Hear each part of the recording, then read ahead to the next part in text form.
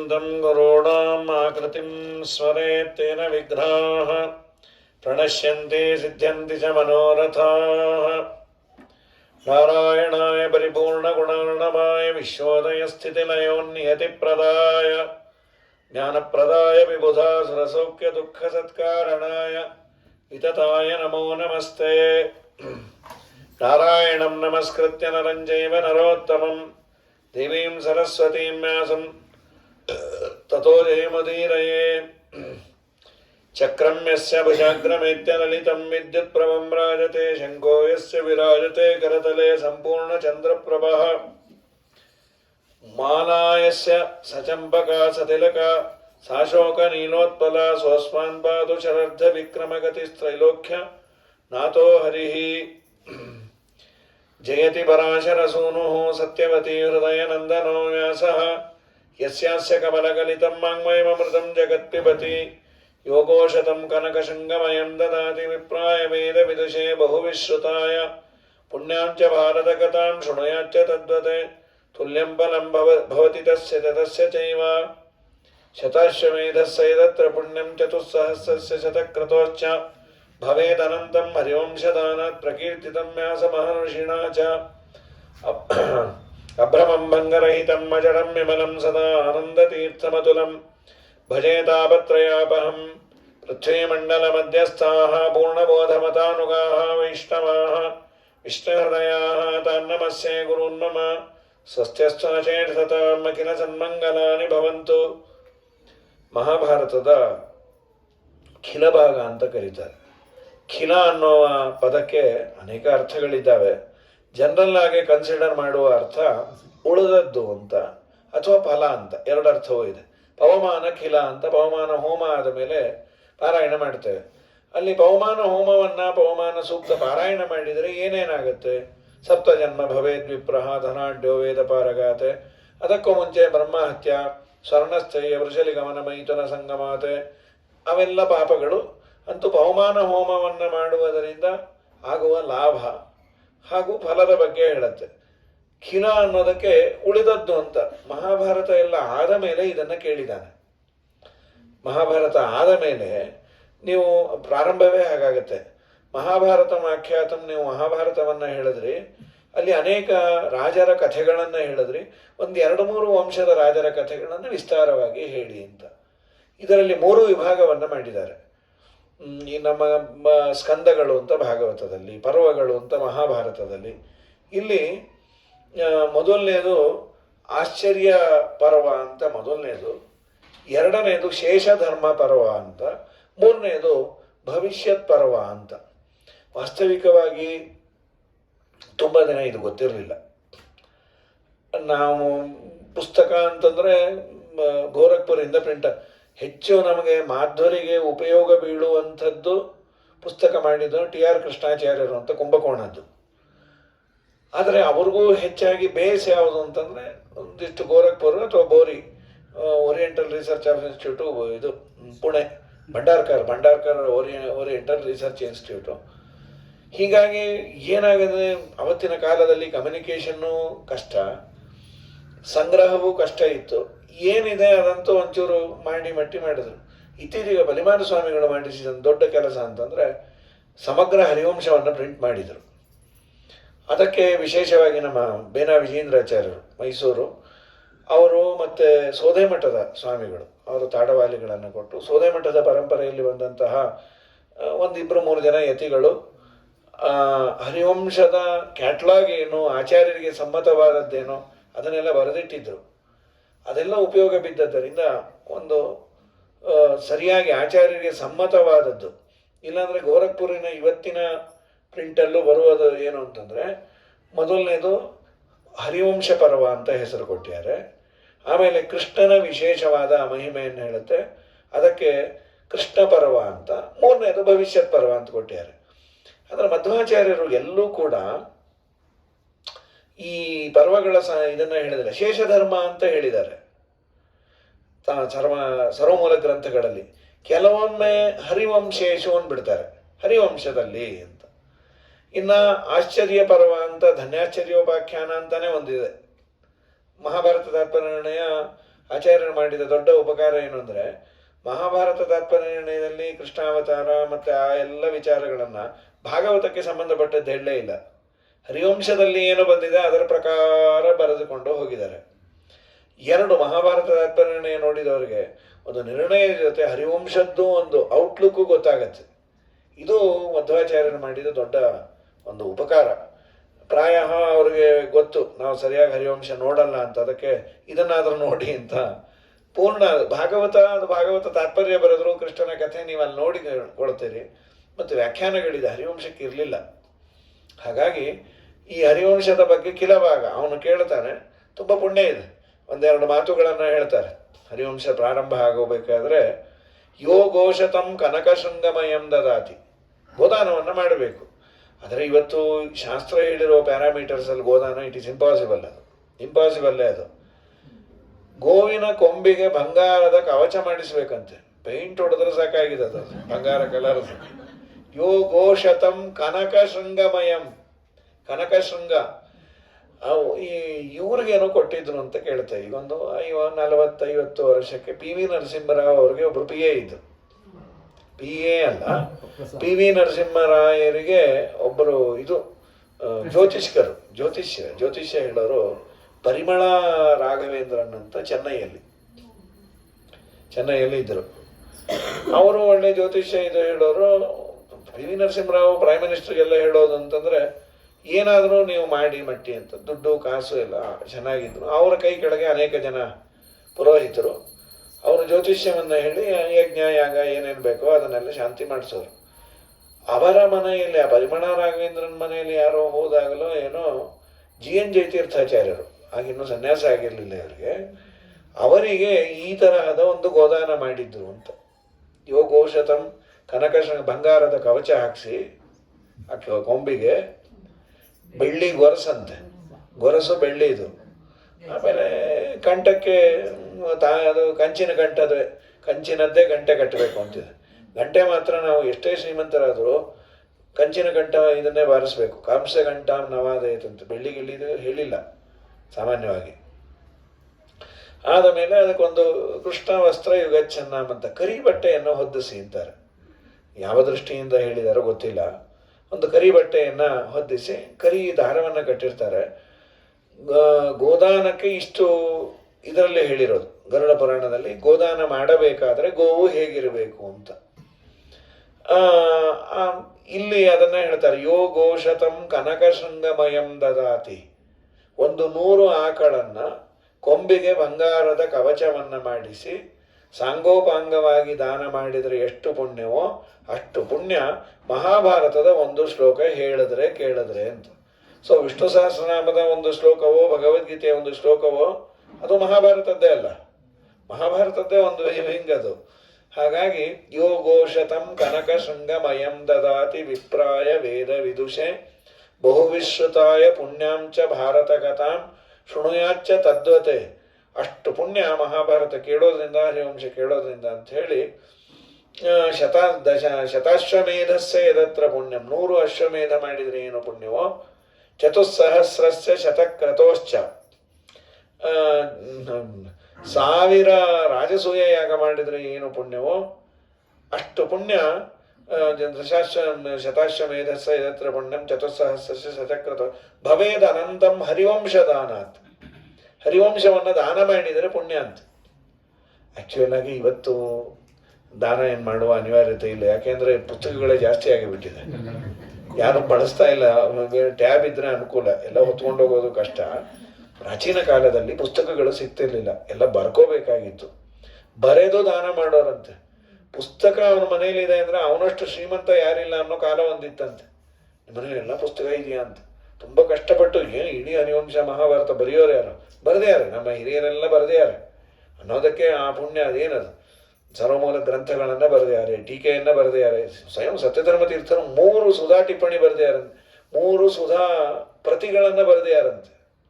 ಒಂದು ಮೈಸೂರು ಅರಮನೆಗೆ ಕೊಟ್ಟರು, ಒಂದು ಮಠದಲ್ಲಿ, ಇನ್ನೊಂದು ನವರತ್ನದ ವಂಶದ ಮನೆಯಲ್ಲಿ 3 ಬಾರಿ ಶ್ರೀಮನ್ಯಾಯಿಸಿ ಏನು ಚೆನ್ನಾಗಿದೆ ಅವರ ಅಕ್ಷರ, ಸತ್ಯಧರ್ಮರು ಬರೆದಿದ್ದಾರೆ. ಹಾಗಾಗಿ ಅಂದರೆ ಸತ್ಯಧರ್ಮರದು ತುಂಬ 500 ವರ್ಷದ ಕಾಲದ್ದಲ್ಲ, ಒಂದು 200 ವರ್ಷದ ಕೆಳಗೆ 3 ಪ್ರತಿಯನ್ನು ಬರೆದಿದ್ರು ಅಂತ. ಹಾಗಾಗಿ ದ್ವೈಪಾಯನೋಷ್ಟಪುಟ ನಿಸ್ಸೃತಂ ಅಪ್ರಮೇಯಂ ಪುಣ್ಯಂ ಪವಿತ್ರಮತ ಪಾಪಹರಂ ಶಿರಂಚ ಯೋ ಭಾರತಂ ಸಮಧಿಗಚ್ಚತಿ ವಾಚ್ಯಮಾನಂ ಕಿಂ ತಸ್ಯ ಪುಷ್ಕರ ಜಲೈಹಿ. ಪುಷ್ಕರವೋ ಅಥವಾ ಇನ್ನೆಲ್ಲೋ ಸ್ನಾನ ಮಾಡಿದರೆ ಏನು ಪುಣ್ಯವೋ ಅದರ 1000 ಪಟ್ಟು ಪುಣ್ಯ ಬರುತ್ತೆ ಅಂತ ಪ್ರಾರಂಭದಲ್ಲಿ ಹೇಳಿ, ಹರಿವಂಶದ ಯೋ ಹರಿವಂಶಂ ಲೇಖಯತಿ ಯಥಾವಿಧಿನ ಮಹಾತಪ ಸಪದಿ ಸಜಯತಿ ಹರಿಪದ ಕಮಲಂ ಮಧುಪೋಹಿ ಯಥಾ ರಸೇನ ಲುಬ್ಧ ಅಂತ ಅನೇಕ ಮಾತುಗಳನ್ನು ಹೇಳಿ, ಜನ್ಮೇಜಯ ರಾಜ ಅಂದರೆ ಪರೀಕ್ಷಿತನ ಮಗ, ಅವನು ಸರ್ಪಯಾಗ ಮಾಡಿಬಿಟ್ಟ. ಅವರಪ್ಪನನ್ನ ಸರ್ಪ ಕಚ್ಚಿತು ಅನ್ನೋ ರಿವೆಂಜ್ ತಗೊಳ್ಳೋ ಸಲುವಾಗಿ ಸರ್ಪವೇ ಜಗತ್ತಲ್ಲಿರಬಾರದು ಅಂತ ಇದ್ದಬದ್ದು ಸರ್ಪಗಳೆಲ್ಲ ಸಾಯ್ತಾ ಇದೆ. ಕಡೆಗೆ ನಾಸ್ತಿಕರು ಮತ್ತೆ ಇಷ್ಟಾಗಿ ಸಮಸ್ಯೆ ಏನಂದ್ರೆ ಅವನ ಅಪ್ಪನ ಕಚ್ಚಿದ ಸರ್ಪ ಬರ್ತಾನೆ ಇಲ್ಲ. ಅವನು ಹೋಗಿ ಇನ್ನೊಂದು ಸಿಂಹಾಸನ ಕಚ್ಕೊಂಡು ಕೂತಿದ್ದ. ಅವನು ಆ ಪುರೋಹಿತರನ್ನು ಕೇಳಿದ್ರೆ ಏನ್ರಿ ಅವನೊಬ್ಬ ಬಿಟ್ಟು ಬೇರೆ ಎಲ್ಲ ಬರ್ತಾ ಇದ್ದಾರಲ್ಲ ಅಂತ. ಈ ಬಸ್ ಸ್ಟ್ಯಾಂಡ್ನಲ್ಲಿ ನಿಂತಾಗ ನಾವು ಹೋಗೋ ಊರು ಬಿಟ್ಟು ಬೇರೆ ಎಲ್ಲ ಬರ್ತಿರುತ್ತೆ ಆ ರೂಟ್ ಅಂತ. ಅದ ನೋಡಿ ಸಾಕ ಕಡೆ ಓಲಾಗ ಹೋಗಿ ಸಾಯ್ತೀವಿ. ಈಗ ಎಲ್ಲರೂ ಓಲಾಗೆ ಹೋಗ್ತಾರೆ, ಒಂದು ಕಾಲ ಇತ್ತದು. ಸರಿ, ಹೀಗಾಗಿ ಅವನು ಇಂದ್ರನ ಸಿಂಹಾಸನಕ್ಕೆ ಸರಿ ಇಂದ್ರನ ಸಿಂಹಾಸನ ಸಮೇತ ಕರೀರಿ ಅಂದರು. ಬಂದೇ ಬಿಡ್ತು. ಯದ್ಯಪಿ ಇಂದ್ರದೇವರು ಮಹಾಸಮರ್ಥರೇ, ತಮ್ಮ ಸಿಂಹಾಸನವನ್ನು ಗಟ್ಟಿಯಾಗಿ ಮಾಡ್ಕೋಬೋದಾಗಿತ್ತು. ಯಾವುದೋ ಮಗುಗೆ ಹೇಳಿದ್ರೆ ಫೆವಿಕಾಲ್ ಹಾಕ್ಬಿಟ್ಟಿದ್ರೆ ಬರ್ತಾ ಇರಲಿಲ್ಲ ಆಚಾರ್ಯ ಅಂತ. ಆಯ್ತಪ್ಪ, ಇನ್ನೂ ಕಂಪನಿ ಇರಲಿಲ್ಲ ಅಂತ. ಯಾಕೆ ಇಂದ್ರದೇವರು ಬಂದಿದ್ದು? ಶ್ರೀಮದಾಚಾರ್ಯ ಅಂತ ನನ್ನ ವಂಶದವನು ಅವನು. ಜನ್ಮೇಜಯ ರಾಜ ಯಾರ? ನನ್ನ ಮರಿಮಗ, ಅರ್ಜುನನ ಮಗ ಅಭಿಮನ್ಯು, ಅಭಿಮನ್ಯುವನ ಮಗ ಪರೀಕ್ಷಿತನ ಮಗ ಜನ್ಮೇಜಯರಾಯ. ಅವನು ಕೀರ್ತಿ ಬರಲಿ, ಇಂದ್ರನ ಸಿಂಹಾಸನವನ್ನು ಅಲ್ಲಾಡಿಸಿದವನು ಒಂದು ಕೀರ್ತಿ ಬರಲಿ. ಅಂತೂ ಈ ದೇವತೆಗಳಲ್ಲೂ ಮೋಹ ಇದೆ ನೋಡ್ರಿ, ಮೊಮ್ಮಕ್ಕಳು ಮರಿಮಕ್ಕಳು ಅಂತ ಹೇಳಿ. ಮೊಮ್ಮಕ್ಕಳು ಹೊಡೆದು ಬಡ್ದು ಮಾಡಿದಾಗ ಏನಷ್ಟು ಹೊಡಿಯುತ್ತೆ. ಅಯ್ಯೋ ನಮ್ಮ ಮಗು ರೀ, ಮೊದಲಿನ್ನು ಕಟ್ಟಿಗೆ ತಗೊಂಡು ಹೊಡಿಯೋದು, ಈಗ ಸದ್ಯ ಚೂರು ಬುದ್ಧಿ ಬಂದಿದೆ ಅಂತ ಹೇಳಿ ಏನೋ ಆನಂದ ಪಟ್ಟು ಹೋಗ್ತೀವಿ. ಪ್ರಕೃತದಲ್ಲಿ ಇದು ಆಚಾರ್ಯರು ಬರೆಯೋದು. ಸಾಮರ್ಥ್ಯ ಇತ್ತು ಇಂದ್ರದೇವರಿಗೆ, ನನ್ನ ಮರಿಮಗ ಮಾಡ್ತೇನೆ ಅಂತ ಬಂತು. ಆಸ್ತಿಕರು ಮತ್ತೆ ಬೃಹಸ್ಪತ್ಯಾಚಾರ್ಯ ಇಬ್ರು ತಡೀತಾರೆ. ನೀನು ಇಷ್ಟೆಲ್ಲ ಯಾಗವನ್ನು ಮಾಡ್ತಾ ಇದ್ದೀವಿ, ನಿಮ್ಮಪ್ಪ ಬದುಕ್ತಾನ? ಮರಣ ಅನ್ನೋದು ಹುಟ್ಟುವ ದಿವಸವೇ ಪ್ರಿಂಟೆಡ್. ಅದು ನಮಗೆ ಜಾತಕದಲ್ಲಿ ಬರೆಯಲ್ಲ ಅಷ್ಟೇ. ಇನ್ಯಾವುದೇ ಪದಾರ್ಥ ಆದರೂ ನಾವು ಫಸ್ಟ್ ನೋಡೋದು date of expiry. Date of ಮ್ಯಾನುಫ್ಯಾಕ್ಚರ್ಗಿಂತ ಡೇಟ್ ಆಫ್ ಎಕ್ಸ್ಪೈರಿ ನೋಡ್ತೀವಿ ಪದಾರ್ಥ ತೊಗೊಂಡ್ರೆ. ಪುಣ್ಯಕ್ಕೆ ನಮ್ಮ ಜಾತಕಗಳಲ್ಲಿ ಬರೆದಿರೋದಿಲ್ಲ. ಹೀಗಾಗಿ ನಿನ್ನ ಅಪ್ಪನಿಗೂ ಸಾವು ಖಚಿತ, ಹಾವು ಕಚ್ಚಿ ಸಾಯಲಿ ಅಂತಿತ್ತು, ಅದಕ್ಕೊಂದು ನಿಮಿತ್ತ ಅಷ್ಟೇ ಇದು. ಈ ಹಾವು ಸತ್ತರೆ ನಿಮ್ಮಪ್ಪ ಎದ್ದು ಬರ್ತಾನ? ಎಂಥ ತಪ್ಪು ಮಾಡಿದಿ? ಸರ್ಪಯಾಗವನ್ನು ಮಾಡಿದ್ದರಿಂದ ಪಾಪ ಬಂತು. ನೀನು ಮಹಾಭಾರತ ಕೇಳಿ ಎಲ್ಲ ಸರ್ಪಯಾಗ ಪಾಪವನ್ನು ಕಳಕೋ ಅಂದರು. ಆಗ ಅವನು ಮಹಾಭಾರತ ಕೇಳಿದ್ದು. ಮಹಾಭಾರತ ಕೇಳಿ ಆದಮೇಲೆ ಪುನಃ ಪ್ರಶ್ನೆಯನ್ನು ಮಾಡಿದ್ದಾನೆ. ದಯಮಾಡಿ ನೀವು ವಿಸ್ತಾರವಾಗಿ ಜನ್ಮೇಜಯನ ಸಂಪೃಷ್ಟ, ಸೂತರು ಶೌನಕರಿಗೂ ಆದ ಸಂವಾದ, ಜನ್ಮೇಜಯ ಏನು ಕೇಳೋನೋ ಅದನ್ನೇ ಹೇಳ್ತೀನಿ ಅಂತ ಹೇಳಿ ಮಹಾಭಾರತ ಜನ್ಮೇಜಯ ಕೇಳಿದ್ದಿದ್ದು. ಇವರನ್ನ ವೈಶಂಪಾಯನರು ಅನ್ನೋ ಋಷಿಗಳನ್ನು ಕೇಳ್ತಾನೆ. ಮಹಾಭಾರತಮಾಖ್ಯಾನಂ ಬಕ್ವರ್ತಂ ಶ್ರುತಿ ವಿಸ್ತರಂ ಕಥಿತಂ ಭವತಾ ಪುಣ್ಯಂ ವಿಸ್ತರೇಣ ಮಯಾಶ್ರುತಂ. ನೀವು ಮಹಾಭಾರತವನ್ನು ಹೇಳಿದ್ರಿ, ವಿಸ್ತಾರವಾಗಿ ನಾನು ಕೇಳಿದ್ದೇನೆ. ಅಲ್ಲಿ ಅನೇಕ ಶೂರರ ಬಗ್ಗೆ ನೀವು ಹೇಳಿದ್ರಿ, ಅನೇಕ ಕ್ಷತ್ರಿಯರು, ಅವರ ನಾಮ, ಅವರ ಕರ್ಮ, ವೃಷ್ಟಿಗಳು, ಅಂಧಕರು, ಅವರದೆಲ್ಲ ಹೇಳಿದ್ರಿ. ತೇಷಾಂ ಕರ್ಮಾಣಿ ನಾಮಾನಿ ತ್ವಯೋಕ್ತಾನಿ ದ್ವಿದರ್ಶಭ ತತ್ರ ತತ್ರ ಸಮಾಸೇನ ವಿಸ್ತರೇಣ ಚ ಅಭಿಭೋ ನಚಮೇ ತೃಪ್ತಿರಸ್ತಿಯ. ನೀವೆಷ್ಟು ಹೇಳಿದ್ರು ನನಗೆ ಇನ್ನೂ ಕೇಳಬೇಕು ಅನ್ನುವ ಬಯಕೆ ಇದೆ, ತೃಪ್ತಿನೇ ಆಗಿಲ್ಲ. ಇದೊಂದು ಅಪರೂಪ.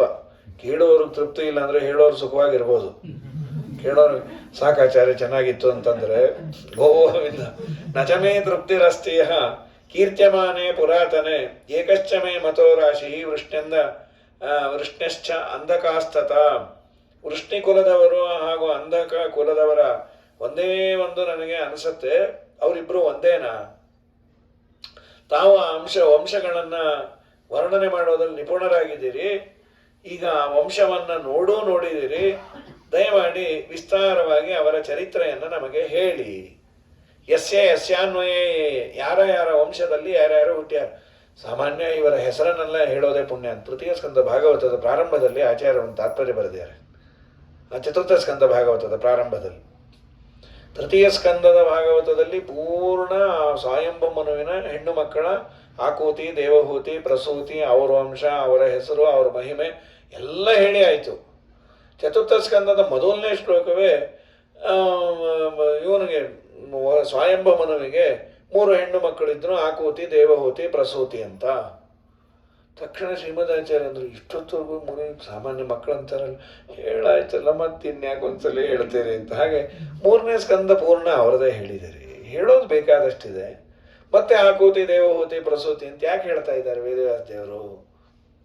ಹೊಸದಾಗಿ ಶುರು ಮಾಡೋ ಥರ ಮಾಡ್ತೀಯಾರಲ್ಲ, ಏನು ಮರ ಹೋಗಿರುವೋ ಅವ್ರಿಗೆ? ಈ ಸಾಮಾನ್ಯ ವಯಸ್ಸಾದವ್ರ ಹತ್ರ ಮಾತಾಡಿದಾಗ ಏನು ಮಾತಾಡಿದೀವಿ ಮರ್ತೋಗಿ ಮತ್ತೆ ಅಲ್ಲಿಂದ ಬರ ಎಡ್ಡೊತ್ಯ ಮೊದಲೆಟ್ಟು ಅಂತ ಅಲ್ಲಿಂದಾನೇ ಶುರು ಮಾಡ್ತಾರೆ ಅವರು. ಕಡೆಗೆ ಇವ್ರು ಕೇಳೋರಿಗೆ ಏನು ಮಾತಾಡ್ತೇನೆ, ಯಾರ ಹತ್ರ ಮಾತಾಡ್ತೇನೆ ಅಂತ ನಾ ಏನು ಹೇಳ್ತಾ ಇದ್ದೆ, ನೀವೇನು ಹೇಳಿದ್ರು, ಯಾರೇನು ಹೇಳಿದ್ರು ಗೊತ್ತಿಲ್ಲ, ಅಂತೂ ಏನೋ ಹೇಳ್ತಾ ಇದ್ದೀರಿ ಅನ್ನೋದೊಂದು ಗೊತ್ತು, ಸಾಕು, ನನ್ನ ಮನೆ ಒಂದು ಮರೆಯೋದ್ರಲ್ಲಿ ನೀವು ನಿಲ್ಲಿಸಿದ್ರೆ ಒಳ್ಳೆಯದು. ಹಾಗೆ ಆಚಾರ್ಯರು ಅಂದರು, ಇಲ್ಲ ಇಲ್ಲ, ದೇವರನ್ನ ಹೆತ್ತ ತಾಯಂದಿರು ಏನಲ್ಲಿ ಒಬ್ಬೊಬ್ಬರಲ್ಲಿ ಏನು ಸ್ವಯಂಭವಮನುವಿನ ಭಾಗ್ಯ, ಕಪಿಲನಾಮಕ ಭಗವಂತ ಮೊಮ್ಮಗ, ಅದಾದ ಮೇಲೆ ಯಜ್ಞನಾಮಕ ಭಗವಂತ ಒಬ್ಬ ಮೊಮ್ಮಗ. ನಮ್ಮ ಮೊಮ್ಮಕ್ಕಳನ್ನ ದೇವರು ದೇವರು ಅಂತೀವಿ, ಊಟ ಮಾಡಲ್ಲ, ದೇವತರ ಆಡ್ತಿರತ್ತೆ, ಆದರೂ ದೇವರು ದೇವರು ಅಂತ. ಇವನು ಯಜ್ಞನಾಮಕ ಭಗವಂತ ಒಬ್ಬ ಮೊಮ್ಮಗ, ಕಪಿಲನಾಮಕ ಭಗವಂತ ಒಬ್ಬ ಮೊಮ್ಮಗ. ಆಮೇಲೆ ಮರಿಮಗ ಯಾರು ಅಂದರೆ ದತ್ತಾತ್ರೇಯ, ಅತ್ರಿ ಅನಸೂಯದಲ್ಲಿ ಹುಟ್ಟಿದ್ದು ದತ್ತಾತ್ರೇಯ. ಏನು ಮನೆ ತುಂಬ ಮಕ್ಕಳು ಮೊಮ್ಮಕ್ಕಳೆಲ್ಲ ದೇವರು. ಅವನಂತೂ ಮಹಾಲೋಭದಿಂದ ತನ್ನ ಮಗನನ್ನು ದತ್ತು ಬೇರೆ ತೊಗೊಂಬಿಟ್ಟ, ಯಜ್ಞನಾಮಕ ಭಗವಂತನನ್ನು. ನನ್ನ ಮಗ, ನನಗೆ ಗಂಡು ಮಕ್ಕಳಿದ್ದವರು ಇದನ್ನು ತಗೋಬಾರ್ದು, ವಾಸ್ತವಿಕವಾಗಿ ಅದನ್ನು ಪುತ್ರಿಕಾಪುತ್ರ ಧರ್ಮ ಅಂತ ಒಂದು ಕ್ಲಾಸ್ ಅದು. ಬರೀ ಹೆಣ್ಣು ಮಕ್ಕಳಿದ್ದಂತಹ ರಾಜರು ತನ್ನ ಹೆಣ್ಣು ಮಗಳನ್ನು ಕೊಡುವ ಸಂದರ್ಭದಲ್ಲೇ ಒಂದು ಒಡಂಬಡಿಕೆ ಮಾಡಿಕೊಳ್ಳೋರು ಅಳಿಯನ ಹತ್ರ. ಇವಳಲ್ಲಿ ಗಂಡು ಮಗು ಆದರೆ ಆ ಗಂಡು ಮಗುವನ್ನು ನನಗೆ ದತ್ತು ಕೊಡ್ತೇನೆ ಅನ್ನೋದಾದರೆ ನನ್ನ ಹೆಣ್ಣನ್ನು ನಿನಗೆ ಕೊಡ್ತೇನೆ ಅಂತ. ಇದು ಯಾರು ಮಾಡಿಕೊಳ್ಳೋರು ಅಂದರೆ, ಯಾರಿಗೆ ಗಂಡು ಮಕ್ಕಳಿಲ್ಲ ಅವರು. ಇವನಿಗೆ ಮುದ್ದಾಗಿ 2 ಗಂಡು ಮಕ್ಕಳಿದ್ದಾರೆ, ಪ್ರಿಯವ್ರತ ಉತ್ಥಾನಪಾದ. ಮತ್ತ್ಯಾಕೆ ಮಾಡಿಕೊಂಡ? ಮಹಾಜ್ಞಾನಿ, ದೇವರು ತನ್ನ ಮಗನಾಗಲಿ ಅನ್ನೋ ಲೋಭ ಅಂತವನಿಗೆ. ಆದ್ದರಿಂದ ಯಜ್ಞನಾಮಕ ಭಗವಂತನನ್ನು ದತ್ತು ತೆಗೆದುಕೊಂಡು ಬಿಟ್ಟಿದ್ದ ಸ್ವಯಂಭವನು. ಆಚಾರ್ಯರಂತಾರೆ, ಯಾಕೆ ಇವರ ಹೆಸರು ಹೇಳಿದ್ದು ಅಂದರೆ, ದೇವರನ್ನು ಹಡೆದಂಥ ತಾಯಂದಿರು ಅವ್ರ ಮಹಿಮೆ ಗೀಮೆ ಕೇಳೋದು ಬೇಡ, ಅವ್ರ ಹೆಸರು ಹೇಳಿದ್ರೆ ನೀವು ಪುಣ್ಯ ಬರುತ್ತೆ. ಆಕೂತಿ, ದೇವಹೂತಿ, ಪ್ರಸೂತಿ ಅಂತ. ಮಂಗಲಾಷ್ಟಕದಲ್ಲಿ ಒಂದಿಷ್ಟು ರಾಜರ ಹೆಸರನ್ನ ಹೇಳ್ತೀವಿ ನಾವು. ಮಾಂಧಾತ ನಹುಶಂಬರೀಶ ಸಗರೋ ರಾಜಾಪೃತರ್ ಹೈಹಯ ಶ್ರೀಮಾನ್ ಧರ್ಮ ಸುತೋ ನಲೋ ದಶರಥೋ ರಾಮೋ ಯಯಾತಿರ್ಯದುಹು ಇಕ್ಷ್ವಾಕುಶ್ಚ ವಿಭೀಷಣಶ್ಚ ಭರತಶ್ಚೋತ್ತಾನ ಪಾದಧ್ರುವೋ ಅಂತ. ಇಷ್ಟು ಜನದ ಮಾತ್ರ ಹೇಳ್ತೀವಿ. ಹರಿವಂಶದಲ್ಲಿ ಅನೇಕ ರಾಜರು ಮಹಾನುಭಾವರು ನಾವು ಸ್ಕಂದ ಭಾಗವತದಲ್ಲಿ ಕಂಡೆನ್ಸ್ ಮಾಡಿ ಅಲ್ಲೊಂದು ಹೇಳ್ತಾರೆ, ವೈಷ್ಣವಾನಾಂ ಚರಿತ್ರಂತೂ ವಿಷ್ಣೋದ್ರೇಕಾಯ ಕಥ್ಯತೆ. ವೈಷ್ಣವರ ಚರಿತ್ರೆಯು ವಿಷ್ಣುವಿನಲ್ಲಿ ಭಕ್ತಿ ಮಾಡಲಿಕ್ಕೆ ನಿಮಗೆ ಪ್ರಯೋಜಕ ಆಗುತ್ತೆ. ಹೇಗೆ? ದೇವರನ್ನು ನಂಬಿದವರು ಯಾರಾದರೂ ಚೆನ್ನಾಗಿದ್ದಾರೆ ತೋರಿಸ್ರಿ ಅಂದರೆ ಈ ರಾಜರುಗಳ ಬಗ್ಗೆ ಹೇಳ್ಬೋದು. ಇಂತಿಂಥ ಮತ್ತೆ ಶಾಸ್ತ್ರ ಹೇಳಿದಂತೆ ನಡೆದೋರು ಇದ್ದಾರ? ಸುಮ್ಮನೆ ಬಂಡಲ್ಲೋ ಥಿಯರಿ ಹೇಳೋದು ತುಂಬ ಸುಲಭ ರೀ. ನೀವು ಅದು ಮಾಡಬೇಕು, ಇದು ಮಾಡಬೇಕು, ಉಪನ್ಯಾಸದಲ್ಲಿ ಮಡಿ ಅಂದ್ರೇನು, ಮೈಲಿಗೆ ನೀವು ಮಾಡ್ತೀರಾ ಸರ್, ನಂಗೆ ಮಾಡೋಕ್ಕಾಗ್ತಾ ಇಲ್ಲ, ಅದಕ್ಕೆ ಎಲ್ಲರಿಗೂ ಹೇಳ್ತಾ ಇರೋದು ಗೊತ್ತಾ ಅಂದರೆ, ಮೊದಲು ನೀವು ಮಾಡಯ್ಯ ಅಂತಾರೆ. It is very easy to say and it is very difficult to do it. ಇದು ಯಾರು ಹೇಳಿದ್ದು? ಮಹಾಭಾರತ ಆತ್ಮನಲ್ಲಿ ಆಚಾರ ಅಂತಾರೆ, ಧರ್ಮದ ಬಗ್ಗೆ ಹೇಳೋದು ತುಂಬ ಸುಲಭಪ್ಪ, ಮಾಡೋದು ತುಂಬ ಕಷ್ಟ. ಇದು ಧರ್ಮವೋ ಇದು ಅಧರ್ಮವೋ ಅಂತ ತೀರ್ಮಾನ ಮಾಡಲಿಕ್ಕೆ ಆಗೋದಿಲ್ಲ. ಪ್ರಸಂಗವನ್ನು ನೋಡಿ ನಾವು ತೀರ್ಮಾನ ಮಾಡಬೇಕಾಗತ್ತೆ. ಯಾರು ಹೇಳಿದ್ದು, ಯಾವ ಕಾಂಟೆಕ್ಸ್ಟಿನಲ್ಲಿ ಹೇಳಿದ್ದಾರೆ, ಇವನ್ನೆಲ್ಲ ನೋಡಿ ಧರ್ಮಾಧರ್ಮಗಳನ್ನು ತೀರ್ಮಾನ ಮಾಡಬೇಕು. ಅದಕ್ಕೊಂದು ಪುಟ್ಟ ಕಥೆಯನ್ನು ಹೇಳ್ತಾರೆ. ಪುಟ್ಟ ಕಥೆ. ಯಾರೋ ಒಂದಿಷ್ಟು ಜನ ಓಡಿ ಬಂದರು, ರಾಜದೂತರು ಅವರನ್ನು ಅಟ್ಟಿಸಿಕೊಂಡು ಬಂದರು. ಅವರು ಕಳ್ಳರು ಅಂತ ಇವರಿಗೆ ಭಾವನೆ. ಅಟ್ಟಿಸಿಕೊಂಡು ಬಂದರು. ಇವನು ತಪಸ್ಸು ಮಾಡ್ತಾ ಇದ್ದ. ಈ ತಪಸ್ವಿನ ಕೇಳಿದರು, ನಮ್ಮನ್ನು ಅಟ್ಟಿಸ್ಕೊಂಡ್ಬರ್ತಾ ಇದ್ದಾರೆ, ದಯಮಾಡಿ ಇಲ್ಲಿ ಬಚ್ಚಿಟ್ಕೊಂಡಿರ್ತೀವಿ, ಇಲ್ಲಿ ಯಾರನ್ನ ಬಂದ್ರ ಅಂತ ಕೇಳಿದ್ರೆ ಗೊತ್ತಿಲ್ಲ ಅಂತ ಹೇಳು. ಅವನು ಹೂ ಅಂದ್ಬಿಟ್ಟು ರಾಜದೂತರು ಬಂದರೆ ಇಲ್ಲೇ ಇದ್ದಾರೆ ನೋಡು ಅಂತ ತೋರಿಸ್ಬಿಟ್ಟೆ. ನಿಜವಾಗ್ಲೂ ಅವ್ರು ಕಳ್ಳರಲ್ಲ ಪಾಪ, ಯೋಗ್ಯರು. ಅಲ್ಲ ರೀ, ಸತ್ಯ ಮಾಡಿದ್ದಪ್ಪ ಬಹಳ ದೊಡ್ಡ ತಪ್ಪಾಯಿತು.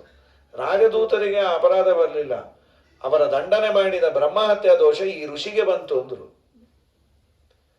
ಸತ್ಯವನ್ನ ಹೇಳಬೇಕಾದ್ರೆ ಸತ್ಯ ಅಂದ್ರೆ ಇದ್ದಿದ್ದು ಇದ್ದಾಗ ಹೇಳೋದಲ್ಲ. ಅದು ಯತ್ ಸತಾಮಿತಮತ್ಯಂತಂ ತತ್ಸತ್ಯಮಿತಿ ಚೋಚ್ಯತೆ. ಸಜ್ಜನರಿಗೆ ನೋವಾಗದಂತಹ ಒಂದು ಸುಳ್ಳು ಕೂಡ ಅದು ಸತ್ಯ ಅನ್ನೋ ಸ್ಟೇಟಸ್ ಪಡೆಯುತ್ತಂತೆ. ಸಜ್ಜನರಿಗೆ ಏನಾದರೂ ಒಂದು ಸಂತೋಷ ಆಗತ್ತೆ ಅನ್ನೋದಾದರೆ ಒಂದು ಸುಳ್ಳು ಬೇಕಾದ್ರೆ ಹೇಳು, ಏನೂ ತೊಂದರೆ ಇಲ್ಲ. ಯಾರೋ ದೊಡ್ಡ ವ್ಯಕ್ತಿ ಬಂದಿರ್ತಾರೆ, ಇವರು ಚಡಪಡಿಸ್ತಾ ಇರ್ತಾರೆ, ಅಡುಗೆಯವನು ಬಂದಿಲ್ಲ ಅಡುಗೆಗೆ ಎಲ್ಲಿಗೆ ಬಂತು, ಇನ್ನೇನು ಮುಗೀತಾ ಬಂತು ಅಂತ ಹೇಳು, ಸುಳ್ಳು, ಅಡುಗೆಯವನೇ ಬಂದಿಲ್ಲ ಹೇಳಂತೂ ಹೇಳು, ಸದ್ಯ ಸಮಾಧಾನ ಆಗುತ್ತೆ. ಸ್ವಲ್ಪ ನಿಧಾನಕ್ಕೆ ಬೈಲಿ, ಅದು ಮೆತ್ತಗಾಗಲಿ ಅಂತ ಬಿಟ್ಟಿದ್ದೀವಿ, ನೀವು ಮುಗಿಸ್ರಿ. ಒಂದು ಸಣ್ಣ ಸುಳ್ಳು ಒಬ್ಬರಿಗೆ ಸಂತೋಷ ತರುತ್ತೆ ಅನ್ನೋದಾದರೆ ಅವಶ್ಯವಾಗಿ ಹೇಳೋದು ಸತ್ಯ ಅಂತ ಆಗತ್ತೆ ಅಂತ.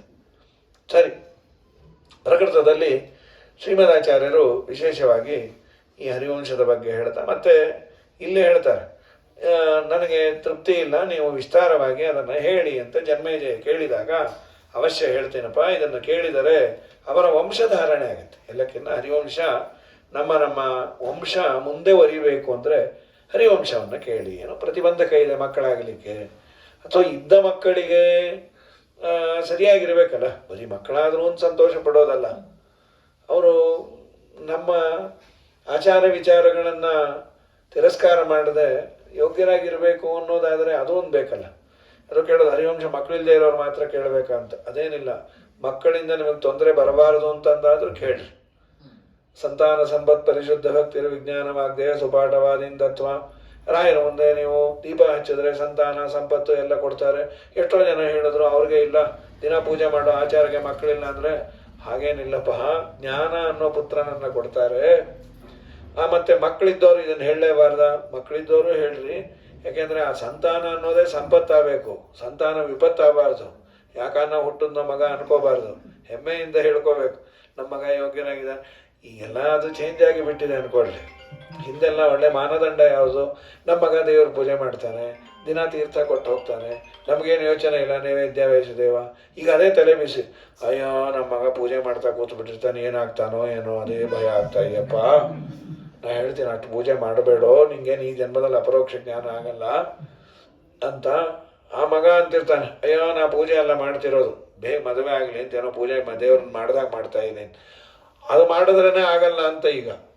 ಈಗ ಮೇನ ಕ್ವಾಲಿಫಿಕೇಶನ್ನು, ಹುಡುಗ ಪೂಜೆ ಮಾಡ್ತಾನೆ ಅಂದರೆ ಹುಡುಗಿನೇ ಕೊಡಲ್ಲ, ಪಾಪ ಮಾಡಿಕೊಂಡೇ ಇರಲಿ ಬಿಡಿ ಅಂತ. ಹೀಗಾಗಿ ಏನೇನೋ ಆಗಿಬಿಟ್ಟಿದೆ, ಮಾನದಂಡಗಳು ತುಂಬ ವ್ಯತ್ಯಾಸ ಆಗಿದೆ. ಪ್ರಕೃತದಲ್ಲಿ ರಾಜ ಕೇಳ್ತಾನೆ, ವೈಶಂಪಾಯನೋ ವಾಚ. ವೈಶಂಪಾಯನಂದ್ರೆ ಶೃಣರಾಜಂ ಕಥಾಂ ದಿವ್ಯಾಂ ಪುಣ್ಯಾಂ ಪಾಪ ಪ್ರಣಾಶಿನೀಂ. ಎಲ್ಲ ಪಾಪಗಳನ್ನು ದೂರ ಮಾಡುವ ಕಥ್ಯಮಾನಮ್ಮಯ ಚಿತ್ರಾಂ ಭಕ್ವರ್ತಾಂ ಶ್ರುತಿಸಮ್ಮತಾಂ. ವೇದಕ್ಕೆ ಕಾಂಪಿಟ್ ಆಗುವ, ವೇದಕ್ಕೆ ಸಮ್ಮತವಾದ ಎಲ್ಲ ಪಾಪಗಳನ್ನು ದೂರ ಮಾಡುವ ಕಥೆಯನ್ನು ಹೇಳ್ತೇನೆ. ಯಶ್ಚೈನಾಂ ಧಾರಯೇತ್ತಾತ. ಯಾರು ಇದನ್ನು ಧಾರಣೆ ಮಾಡ್ತಾರೆ, ಅದನ್ನು ಕೇಳ್ತಾರೆ, ಸ್ವವಂಶೋದ್ಧಾರಣಂ ಕೃತ್ವ, ತನ್ನ ವಂಶವನ್ನು ಅವರು ಉದ್ಧಾರ ಮಾಡ್ತಾರೆ. ತನ್ನ ವಂಶ ಮುಂದುವರಿಯುವಂತೆ ದೇವರು ಅನುಗ್ರಹವನ್ನು ಮಾಡ್ತಾನೆ. ಸ್ವರ್ಗಲೋಕೆ ಮಹೀಯತೆ, ಸಹಜವಾಗಿ ಉತ್ತಮ ಲೋಕಾದಿಗಳು ಆಗತ್ತೆ. ಅವ್ಯಕ್ತಂ ಕಾರಣಂ ಮೆತ್ತನ್ ನಿತ್ಯಂ ಸಹಸಾತ್ಮಕಂ. ಸೃಷ್ಟಿಯನ್ನು ಹೇಳಬೇಕಾದ್ರೆ ಸಾಮಾನ್ಯವಾಗಿ ಅವ್ಯಕ್ತ ತತ್ವವನ್ನು, ಲಕ್ಷ್ಮೀದೇವಿ ಅದಕ್ಕೆ ನಿಯಾಮಕಳು, ಪ್ರಕೃತಿ ತತ್ವಕ್ಕೆ. ದೇವರು ಅವಳನ್ನು ಲಕ್ಷ್ಮೀದೇವಿಗೆ ಸೃಷ್ಟಿ ಮಾಡುವ ಇಚ್ಛೆಯನ್ನು ಕೊಡ್ತಾನೆ. ಅದಕ್ಕೆ ಶಾಸ್ತ್ರದಲ್ಲಿ ಅದೊಂದು ಟರ್ಮ್, ಅದಕ್ಕೊಂದು ಹೆಸರು ಕೊಟ್ಟಿದ್ದಾರೆ. ಏನಂತ? ಪರಾಧೀನ ವಿಶೇಷ ವಾಪ್ತಿ.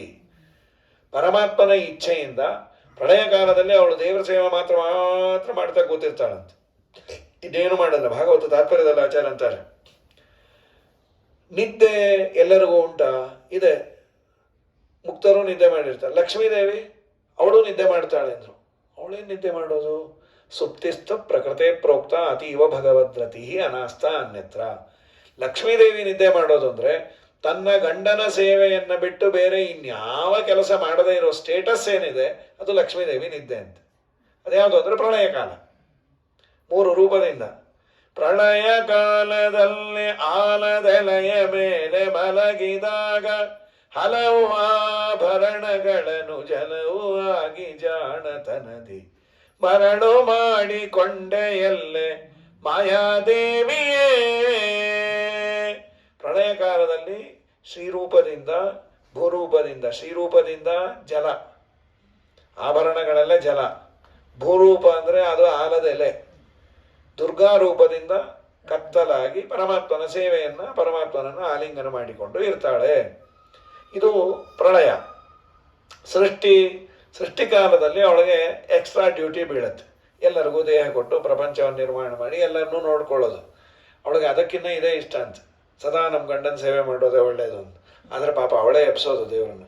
ಸಾಕು 7 ನಾರಾಯಣನೇ 7 ಲಕ್ಷ್ಮೀ ರಮಣ 7 ಸಿರಿಗೊಡಹಯ ವೆಂಕಟೇಶ ನೀನು ಎದ್ದು ಜಯ ಜಯ ಜಖ್ಯಜಾವತಿ ತದೋಷ ಗೃಹೀತ ಗುಣಂ ಅಂಥೇಳಿ ಶ್ರುತಿಗೀತೆಯಲ್ಲಿ ಬರುತ್ತೆ. ಶ್ರುತಿಗೀತೆ ಪ್ರಾರಂಭದ ಪದ್ಯವೇ ಸ್ವಾಮಿ ನೀನು ಎದ್ದೇಳು. ಒಂದು 100 ವರ್ಷ ಮಲಗಿರ್ತಾನೆ ಸ್ವಾಮಿ. ಬ್ರಹ್ಮದೇವರ 100 ವರ್ಷ, 87.5 ವರ್ಷ ಆದಮೇಲೆ ನೀನು ಎದ್ದೇಳು. ಎದ್ದು ಏನು ಮಾಡಲಿ ಅಂತ ದೇವರು.